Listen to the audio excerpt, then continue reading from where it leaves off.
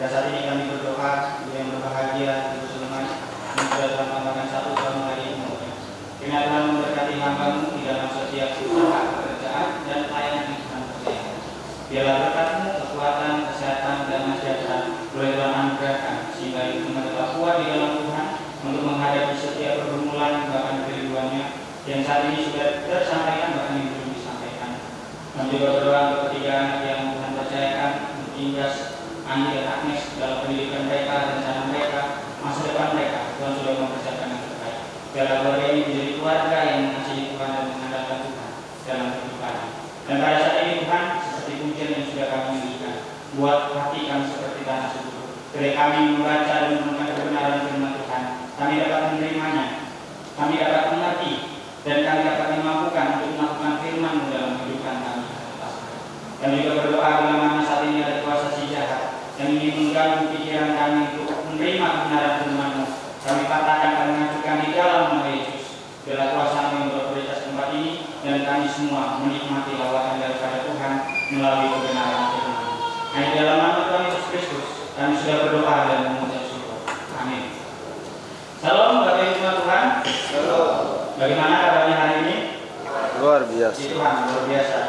Jadi hari ini kita boleh memasuki minggu pertama di bulan yang baru, dan saya yakin dan percaya di bulan April lalu kita memiliki pengalaman bersama dengan Tuhan yang berbeda-beda.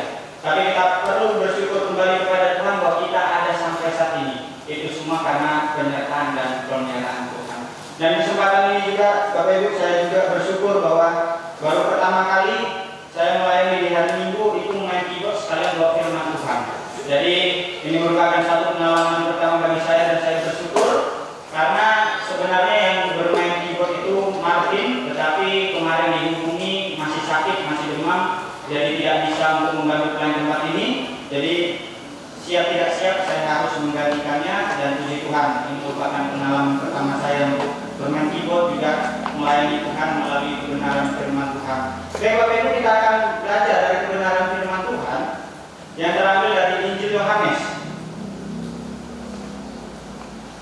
Injil Yohanes pasal 21.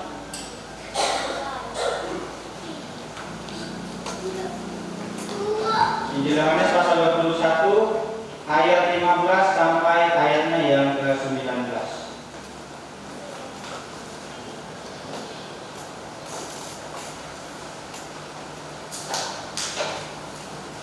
Injil Yohanes pasal 21 ayat 15 sampai ayatnya yang ke-19. Jika sudah menemukannya, kita akan membacanya secara bergantian. Saya akan membacakan yang bernomor ganjil, Bapak Ibu Firman Tuhan akan membacakan ayat yang bernomor genap. Injil Yohanes pasal 21 ayat 15 sampai 19. Saya akan membacakan berikutnya terlebih dahulu. Gembalakanlah domba-dombaku, demikian bunyi firman Tuhan. Sesudah sarapan, Yesus berkata kepada Simon Petrus, Simon anak Yohanes, apakah engkau mengasihi aku lebih daripada mereka ini? Jawab Petrus kepadanya, benar Tuhan, engkau tahu bahwa aku mengasihi engkau. Kata Yesus kepadanya, gembalakanlah domba-dombaku. Yesus pula kepadanya yang kedua kalinya, Simon anak Yohanes, apakah engkau mengasihi aku? Jawab Petrus kepadanya, benar Tuhan, engkau tahu bahwa aku mengasihi engkau. Kata Yesus kepadanya, gembalakanlah domba-dombaku. Kata Yesus kepadanya untuk ketiga kalinya, Simon anak Yohanes, apakah engkau mengasihi aku? Maka sedih hati Petrus karena Yesus berkata untuk ketiga kalinya, apakah engkau mengasihi aku? Dan dia berkata kepadanya, Tuhan, engkau tahu segala sesuatu, engkau tahu bahwa aku mengasihi engkau. Kata Yesus kepadanya, gembalakanlah domba-dombaku. Aku berkata kepadanya, sesungguhnya ketika engkau masih muda, engkau mengikat dunia sendiri, dan engkau berjalan kemana saja kau hendak. Tetapi bila engkau sudah memiliki, engkau akan menemukan kemenangan, dan orang akan menangkap engkau dan membawa engkau ke tempat yang tidak tahu. Dan hal ini dikatakannya untuk menyatakan bagaimana Petrus akan mati dan memuliakan Allah. Sesudah mengatakan demikian, dia berkata kepada Petrus, ikutlah aku. Demikian jauh pembacaan firman Tuhan kita pada hari ini. Bapak Ibu, kalau berbicara tentang kegagalan, saya yakin dan percaya kita semua pernah mengalami yang namanya kegagalan.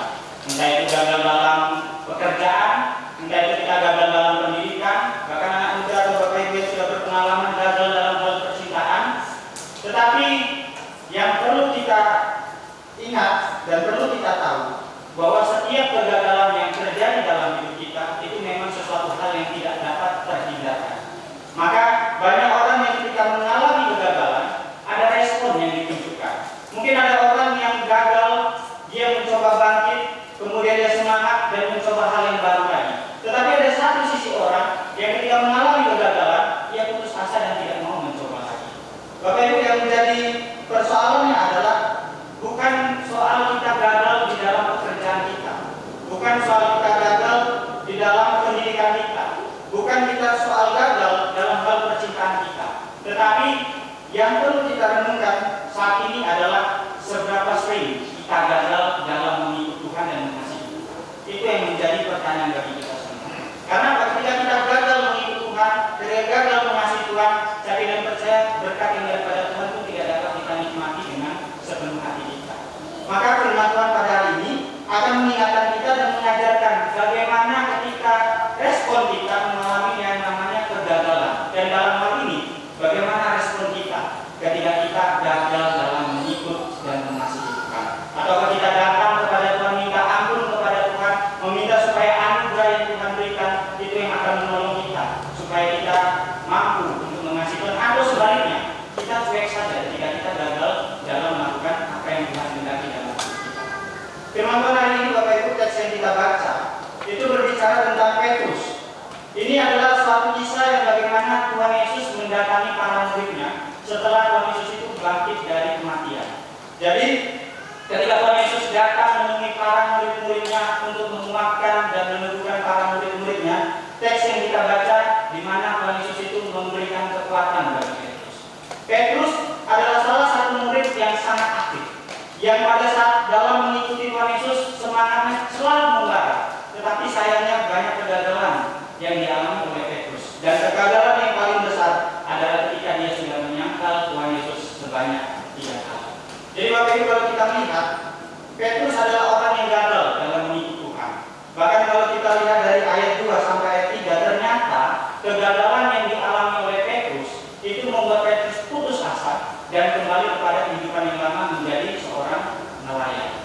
Makanya Tuhan Yesus datang ingin menunjukkan kegagalan Petrus, memperlihatkan kegagalan Petrus, tetapi bukan sampai situ saja.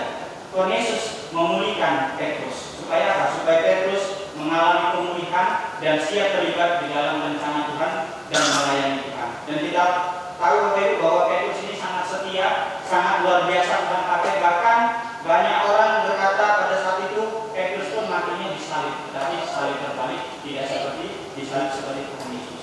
Nah, firman Tuhan pada hari ini Bapak Ibu, kita akan merenungkan bahwa satu tema kasih yang memulihkan. Kita akan melihat seperti apakah kasih yang memulihkan itu dan apa dampak bagi kita yang telah dipulihkan oleh Tuhan. Kita lihat poin yang pertama adalah seperti apakah kasih yang memulihkan itu. Kita lihat dari ayat 15 sampai ayat 17. Jadi kasih yang memulihkan itu Bapak Ibu bukan sekedar menunjukkan kegagalan seseorang, bukan sekedar memperlihatkan kegagalan seseorang, tetapi kasih yang memulihkan itu juga membawa seseorang itu kepada keberkahan yang luar biasa dan siap untuk terlibat di dalam rencana Tuhan. Saya yakin dan percaya kita semua adalah orang-orang yang telah mengalami yang namanya kegagalan.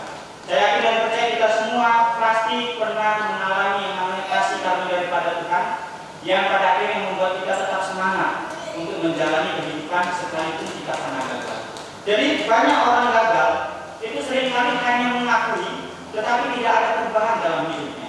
Tetapi di satu sisi yang menjadi ironisnya adalah banyak dari antara kita itu menunjukkan kegagalan seseorang hanya untuk mempermalukan seseorang itu, bukan untuk memberikan pemulihan kepada orang yang telah gagal. Sebenarnya kita ini adalah manusia yang berdosa yang punya kegagalan masing-masing di area yang masing-masing. Mungkin kita tahu seseorang gagal di dalam area ini, tetapi sebagai orang pendosa kita juga adalah orang yang gagal di area yang lain. Jadi tidak pantas kita sebagai orang berdosa untuk menghakimi kegagalan seseorang, karena kita adalah manusia yang tidak baik kepada Tuhan, tetapi mendapatkan kasih karunia daripada Tuhan. Kalau kita lihat Bapak Ibu ayat 15 sampai ayat 17, seperti yang saya katakan, bagaimana Tuhan Yesus itu memulihkan Petrus, bukan sekedar menunjukkan kegagalan Petrus, tetapi ingin mengubah Petrus supaya Petrus siap terlibat di dalam rencana Tuhan, di dalam melayani. Dan kalau kita lihat Bapak Ibu, saya yakin dan percaya bahwa Yohanes pasal 21 ayat 15 sampai ayat 19 ini bukan merupakan khotbah yang asing bagi kita. Mungkin kita sudah sering banyak mendengarkan khotbah-khotbah dari Injil Yohanes pasal 21 ayat 15 sampai ayat 19. Bahkan di ayat 15 sampai 17 ada juga beberapa pengkhotbah yang mengatakan bahwa ada tafsiran bahwa Yesus itu menurunkan standar kasihnya pada Petrus. Mungkin di dalam terjemahan baru ini Bapak Ibu yang kita baca memang ketika Tuhan Yesus mempertanyakan 3 kali apakah engkau mengasihi aku. Kalau kita lihat di dalam terjemahan bahasa Indonesia memang hanya kata mengasihi. Tetapi kalau kita melihat di dalam bahasa aslinya, bahasa Yunani, ada 2 kata yang Tuhan Yesus gunakan pada saat itu. Dia mengatakan dengan 2 pertanyaan kepada Petrus, apakah engkau mengasihi aku, itu dalam bahasa aslinya, apakah engkau agapo terhadap aku. Itu bahasa dari bahasa agape. Tetapi Petrus menjawab bukan kata agape, tetapi filia, aku filia kepada Tuhan. Makanya di pertanyaan ketiga yang membuat sedih hati Petrus adalah ketika Tuhan Yesus itu mengubah dari agape menjadi kata filia. Apakah engkau filia terhadap aku? Dan Petrus pun mengatakan dia, aku filia. Maka banyak tafsiran yang sering kali dan menjadi populer adalah ketika Tuhan Yesus menurunkan standar kasihnya. Dan ketika saya membaca ini Bapak Ibu, dan saya juga belajar mencari referensi, melihat satu video khotbah tentang hal ini, ternyata pengkhotbah yang mengatakan Yesus menurunkan standar kasihnya itu adalah keliru. Dan di satu sisi Bapak Ibu, kita memang dari kecil atau dari sekolah minggu kita sudah diajarkan tentang banyak macam kasih. Ada kasih agape, kasih filia, eros, dan storge. Jadi dari kecil saya juga sudah diajarkan dan ditanamkan oleh bahwa ada 4 kasih: agape, filia, eros, dan storge. Dan seringkali kita dikatakan dan dicokoki bahwa agape adalah kasih yang beragung, kasih yang mulia, kasih yang besar, kasih yang tanpa syarat, dan kasih yang bermakna positif. Tetapi Bapak Ibu, setelah saya membaca banyak referensi, ternyata hal itu adalah sesuatu kekeliruan dan itu hal yang salah. Karena tidak ada yang namanya hierarki kasih di dalam Alkitab. Kita akan lihat Bapak Ibu apa maksud saya seperti ini, karena memang banyak penafsir yang mengatakan bahwa kasih yang terbesar itu adalah agape, dan ada juga ada kasih yang terendah, bukan agape. Tetapi kita akan melihat dan saya akan menunjukkan beberapa contoh saja mengapa kasih agape itu bukan hanya sekedar kasih yang bermakna positif, tetapi kasih agape juga ada bermakna negatif. Kita akan melihat, yang pertama saya akan berikan contoh, bisa dari teknologi menayangkan dari 2 Timotius 4 ayat 10. 2 Timotius 4 ayat 10. Seringkali kalau kita menganggap bahwa kasih agape itu adalah kasih kepada atau dari Allah yang agung, besar, tanpa syarat, dan bermakna positif. Tetapi kita lihat dari 2 Timotius 4 ayat 10. Di sini dijelaskan dan dikatakan bahwa kasih agape itu tidak selalu ditujukan kepada Allah atau dari Allah. Bahkan agape pun tidak selalu bermakna positif. 2 Timotius 4 ayat 10, saya akan bacakan. Demas meninggalkan pelayanan karena dia telah mengasihi dunia. Kata mengasihi menggunakan kata agape. Ada lagi dari 2 Samuel 13 ayat 15. 2 Samuel 13 ayat 15 ini berbicara tentang ketika Amnon itu memperkosa adik tirinya yaitu Tamar. Dan di sini dikatakan bahkan lebih besar benci yang dirasanya kepada gadis itu daripada cinta yang dirasanya sebelumnya. Cinta di sini menggunakan kata agape. Bagaimana mungkin orang yang menggunakan agape yang cinta tetapi memperlakukan adik tirinya dengan cara memperkosa? Apakah agape harus memperkosa seseorang? Jadi Bapak Ibu, dengan contoh ini itu menunjukkan bahwa agape tidak selalu bermakna positif dan agape tidak selalu ditujukan kepada Allah atau dari Allah, tetapi bisa kepada ranah-ranah yang beraliran negatif. Jadi maksudnya adalah apa maksud dari Tuhan Yesus mempertanyakan 3 kali kepada Petrus untuk menanyakan apakah engkau mengasihi aku? Jadi ada satu tafsiran yang saya setuju bahwa maksud dari Tuhan Yesus untuk menanyakan apakah engkau mengasihi aku kepada Petrus adalah di mana Tuhan Yesus ingin menunjukkan kegagalan dari seorang Petrus. Petrus menyangkal Tuhan Yesus sebanyak 3 kali. Dan inilah yang ingin Tuhan Yesus tunjukkan bahwa ada kesamaan. Yang pertama, kesamaan tindakan. Ketika Petrus menyangkal Tuhan Yesus sebanyak 3 kali, Tuhan Yesus pun mempertanyakan kepada Petrus sebanyak 3 kali. Itu kesamaan tindakan. Kemudian yang kedua, itu ada kesamaan tempat. Ketika Petrus menyangkal Tuhan Yesus itu di depan semua orang dan di depan api unggun pada saat itu. Dan Tuhan Yesus pun mempertanyakan kasihnya kepada Petrus itu di depan semua murid pada saat itu dan di depan api unggun juga. Yang terakhir, itu ada kesamaan waktu. Ketika Petrus menyangkal Tuhan Yesus itu waktunya dini hari. Dan ketika Tuhan Yesus mempertanyakan kepada Petrus itu juga waktunya dini hari. Jadi secara tidak langsung Bapak Ibu, maksud dari Tuhan Yesus mempertanyakan kepada Petrus tentang kasihnya itu ingin menunjukkan bahwa ini kegagalan Petrus pada saat itu. Tetapi bukan hanya itu saja, tetapi Tuhan Yesus mengangkat Petrus, memulihkan Petrus supaya Petrus bangkit dari kegagalan. Jadi kalau kita tarik kesimpulan Bapak Ibu dari poin pertama di sini adalah Tuhan Yesus bukan hanya sekedar menunjukkan kegagalan Petrus, tetapi Tuhan Yesus memberikan pemulihan kepada Petrus. Begitupun juga dengan kita Bapak Ibu.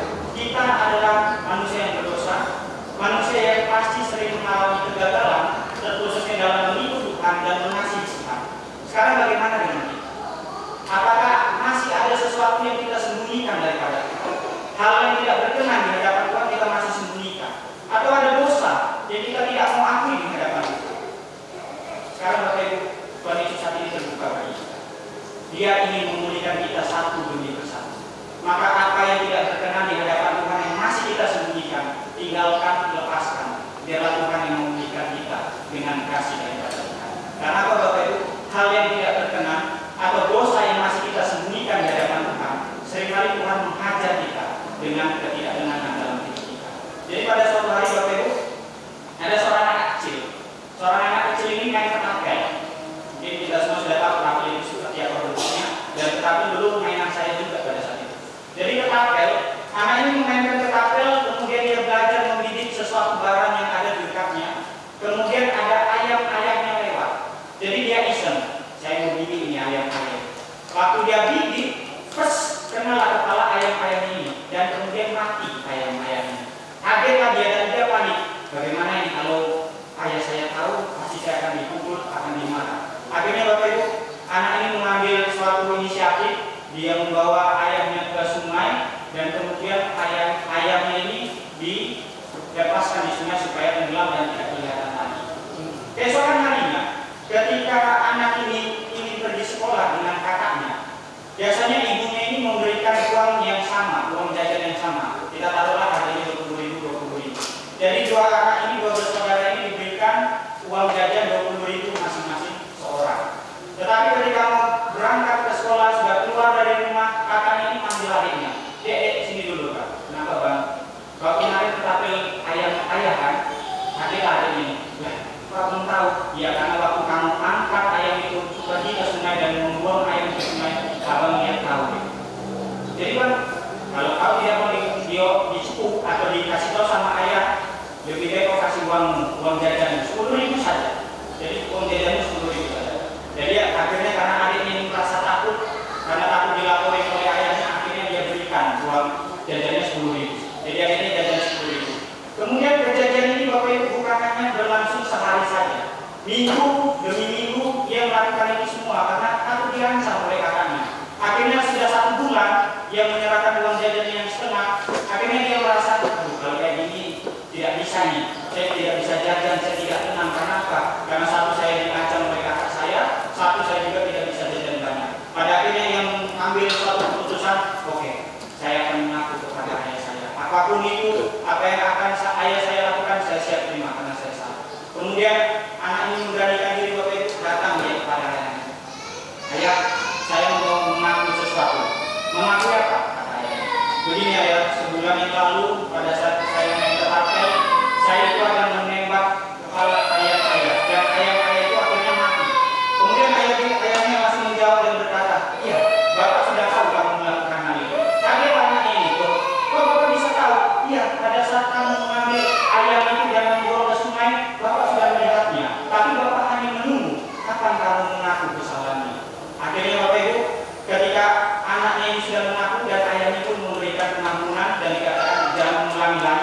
Dan pada akhirnya keesokan harinya waktu dia mau pergi ke sekolah bersama abangnya pun masih menagih. Sini uangmu 10.000. Kata adiknya, gak usah lagi karena saya sudah mengaku kesalahan saya kepada ayah dan ayah pun mengampuni saya. Jadi Bapak Ibu, dari cerita ini, ketika kita menyimpan dosa, sesuatu yang tidak berkenan di hadapan Tuhan, Tuhan itu mengajar kita dengan rasa tidak tenang dalam hati kita. Kita tidak akan menjalani kehidupan itu dengan damai sejahtera. Karena apa? Karena ada suatu dosa yang kita sembunyikan di hadapan Tuhan. Maka dari itu Bapak Ibu, dosa apa yang sedang kita sembunyikan? Akui di hadapan Tuhan, Tuhan pasti akan memulihkan kita supaya kita surut dan sejahtera dengan Tuhan. Jadi poin yang pertama, seperti apakah kasih yang memulihkan itu yang pertama? Ketika kita mengaku kesalahan kita di hadapan Tuhan, Tuhan akan memberikan pemulihan bagi kita. Tapi di satu sisi, sebagai orang yang telah dipulihkan, kita pun dimampukan oleh Tuhan untuk sejahtera dan serupa dengan Tuhan, melakukan apa yang Tuhan kehendaki, dan kita pun dimampukan untuk dapat membawa pemulihan kepada setiap orang yang mengalami kegagalan. Itu poin yang pertama. Poin yang kedua, yang terakhir adalah apa dampak ketika kita sudah mengalami pemulihan daripada Tuhan. Jadi Bapak Ibu, memang seringkali seperti yang saya katakan, ketika kita gagal, kita hanya mengakui kegagalan kita tetapi tidak ada perubahan dalam hidup kita. Tapi di satu sisi, kita senang dan bisa saja memperlihatkan kegagalan seseorang tetapi tidak ingin membawa pemulihan kepada seseorang itu. Tetapi apa yang dialami oleh Petrus pada saat itu Bapak Ibu, dia sudah dipulihkan dan Tuhan pun berkata kepada Petrus di ayat 19 bagian terakhir, ikutlah aku. Maka di sini ketika Petrus sudah dipulihkan, Petrus sudah siap terlibat di dalam pelayanan yang Tuhan percayakan. Begitupun juga dengan kehidupan kita Bapak Ibu. Sebagai orang yang telah dipulihkan, kita pun juga siap terlibat di dalam rencana yang Tuhan sediakan kepada kita. Memang sebagai seorang Kristen sejati, kehidupan kita pun harus melayani Tuhan. Pelayanan bukan berbicara kita harus menjadi seorang pendeta. Pelayanan bukan bicara soal kita harus menjadi seorang majelis. Pelayanan juga tidak bicara tentang bagaimana kita harus menjadi guru sekolah minggu atau singgah. Tetapi di dalam Kolose 3 ayat 23 dikatakan, apapun juga yang kamu perbuat, perbuatlah itu dengan segenap hati, seperti Tuhan bukan manusia. Jadi maksudnya adalah apa? Pelayanan itu berbicara tentang apapun profesi kita, selagi kita melakukannya untuk Tuhan, itu adalah pelayanan. Jadi Bapak Ibu, pelayanan seperti apakah yang harus kita lakukan dalam kehidupan kita? Baik itu dalam pekerjaan kita, baik itu sebagai seorang mahasiswa yang mengikuti pendidikan, kalau kita melakukan semua di Tuhan, kita pun sedang melayani Tuhan. Tetapi seperti apakah pelayanan yang Tuhan inginkan? Yang pertama, cepat saja Bapak Ibu, pelayanan itu harus didasari dengan kesadaran atas ketidaklayakan kita. Pelayanan itu harus didasari dengan kesadaran atas ketidaklayakan kita. Ketidaklayakan di sini Bapak Ibu bukan bicara soal ketika kita ditawari pelayanan kita menolak karena apa? Kita tidak layak. Bukan seperti itu Bapak Ibu. Ketidaklayakan di sini dimaksudkan adalah semua apa yang Tuhan percayakan, baik itu di dalam pelayanan, baik itu dalam pekerjaan, baik itu dalam pendidikan, itu semua adalah kasih karunia. Jadi kalau kita misalnya tidak menganggap semua itu kasih karunia Tuhan, kita menjadi manusia yang koma, yang sombong, yang menganggap, oh karena saya layak, makanya saya melayani Tuhan. Karena saya layak, makanya saya bekerja di suatu jabatan yang tinggi. Tidak Bapak Ibu. Kalau kita sadar akan ketidaklayakan kita pun menganggap sesuatu yang kita lakukan untuk Tuhan karena kasih karunia Tuhan. Jadi kalau kita tidak menganggap semua kasih karunia Tuhan, itu akan membawa kita kepada kesombongan. Jadi pelayanan itu adalah kasih karunia Tuhan karena kita itu tidak layak dan tidak pantas. Tetapi masih berapa banyak antara kita, jikalau kita diberikan masukan, jikalau kita diberikan kritikan, kita tidak terima. Kenapa? Karena kita menganggap kamu tidak layak daripada saya. Atau mungkin di dalam pelayanan kita memiliki jam terbang yang tinggi. Makanya ketika dikasih masukan, dikasih teguran, dia tolak. Kamu siapa? Kamu masih kemarin sore. Tidak tahu apa-apa.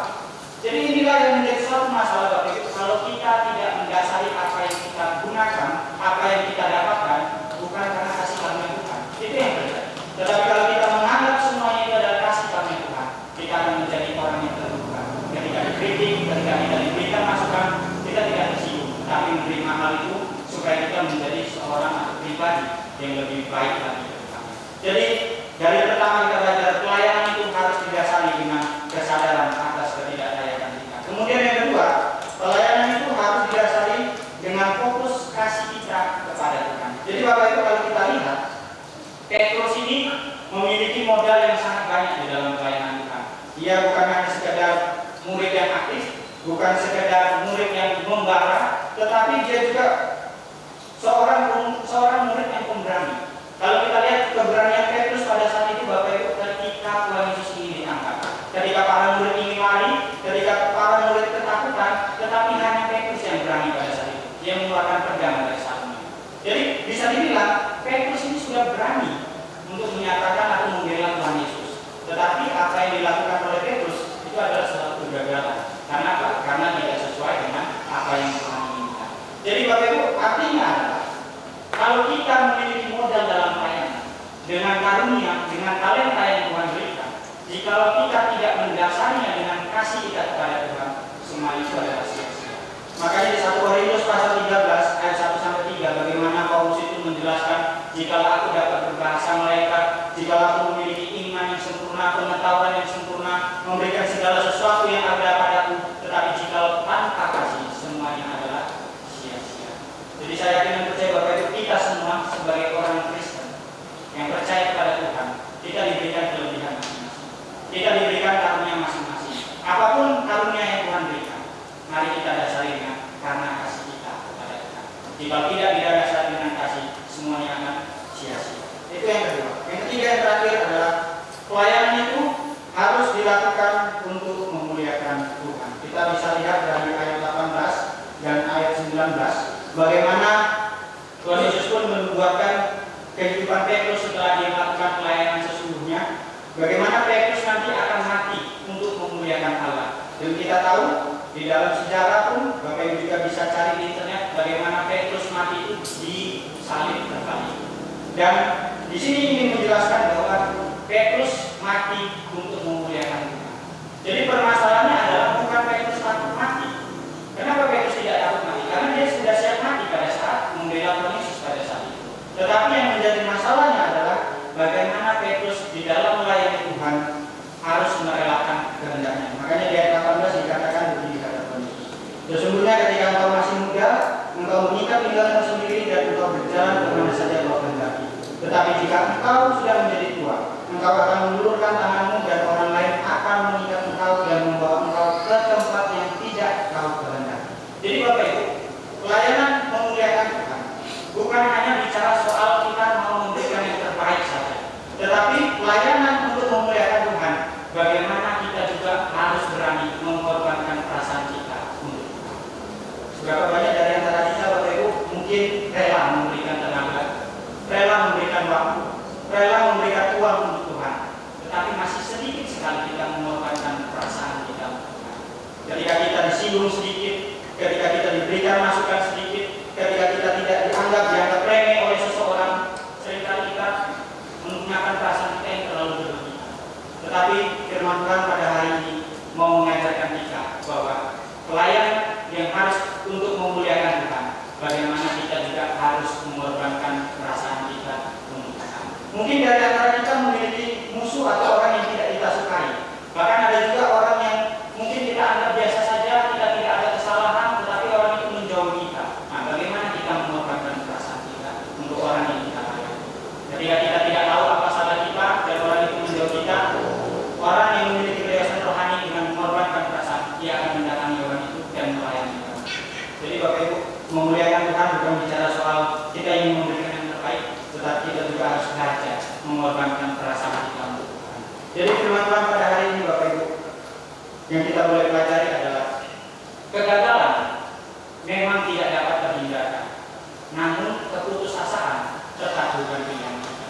Jadi Bapak Ibu, kita adalah orang-orang yang gagal, tetapi ada kasih karunia yang Tuhan berikan supaya kita memiliki dan dipulihkan oleh Tuhan. Dan firman Tuhan hari ini mengajarkan kepada kita, apapun profesi kita, ketika kita melihat kegagalan seseorang, mari kita bukan hanya menunjukkan, tetapi kita memulihkan orang itu sebagai orang yang telah dipulihkan oleh Tuhan. Biarlah firman Tuhan ini mengingatkan kita dan mengajarkan kepada kita, dan kita bersyukur bahwa kita adalah orang yang telah dipulihkan Tuhan, dan mari kita siap untuk melayani orang yang membutuhkan pemulihan daripada Tuhan. Mari kita bersatu di dalam doa. Kami kembali bersyukur kepada Tuhan untuk firman Tuhan yang kami renungkan bersama. Kami tahu Tuhan, kami adalah orang-orang yang penuh dengan kegagalan, baik itu di dalam setiap apa yang kami inginkan. Lebih khusus, kami juga masih sering gagal dalam mengikut dan mengasihi Tuhan. Maka dari itu Tuhan, melalui firman Tuhan ini, kami bersyukur kami memiliki Allah yang luar biasa, Allah yang menerima kami apa adanya, tetapi Allah yang ingin supaya kami segambar dan serupa dengan Engkau. Maka dari itu Tuhan, bagi setiap kami yang saat ini masih bergumul dengan dosa kami, masih bergumul dengan apa yang masih kami sembunyikan, bukalah hati kami Tuhan, supaya kami mendapatkan lawatan daripada Tuhan dan dipulihkan oleh Tuhan. Dan kami rindu sebagai orang yang telah dipulihkan, kami juga dimampukan oleh Tuhan untuk memulihkan kegagalan dari orang-orang yang kami temui. Mampukan kami, karena itu membutuhkan suatu banyak hal yang harus kami korbankan, tetapi kami yakin dan percaya kasih kami yang selalu memaafkan. Kami terbatas untuk menyampaikan firman ini, tetapi biarlah Roh yang Kudus menolong, memampukan kami, supaya kami menjadi pelaku dari kebenaran. Hanya di dalam nama Tuhan Yesus kami sudah berdoa dan